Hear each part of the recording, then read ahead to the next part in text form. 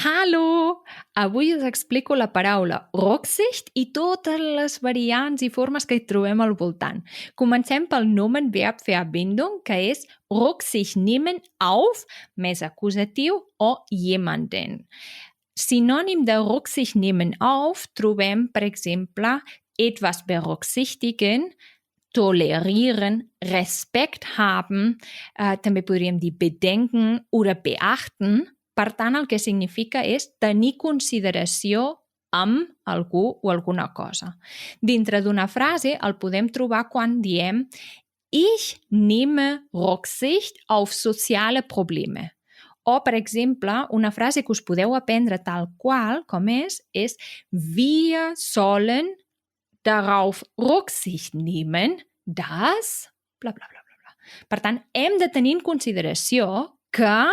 I llavors dius el problema o la cosa a la qual hem de tenir consideració. Si ho diem en negatiu, seria keine Rücksicht kennen.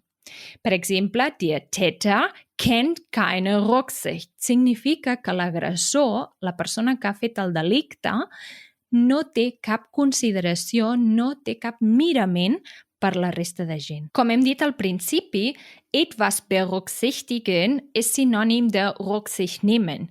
Si agafem aquest verb i el posem en passiu, per tant, berücksichtigt werden, seria un sinònim de Berücksichtigung finden. Aquest substantiu, die Berücksichtigung, i que no té plural, és ohne plural, significa també la consideració, però en el sentit de...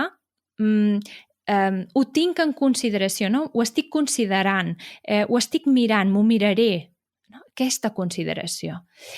Llavors, una de les formes en què es fa servir és quan diem, per exemple, unter Berücksichtigung der Zinsen, que significa mirant, tenint en consideració els interessos.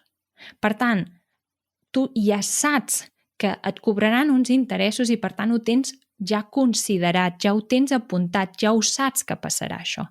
Per tant, es fa servir aquesta forma que no és Rücksicht, sinó Berücksichtigung, unter Berücksichtigung. Finalment, dir-vos que hi ha dos adjectius. Un és rücksichtsvoll i el contrari és rücksichtslos.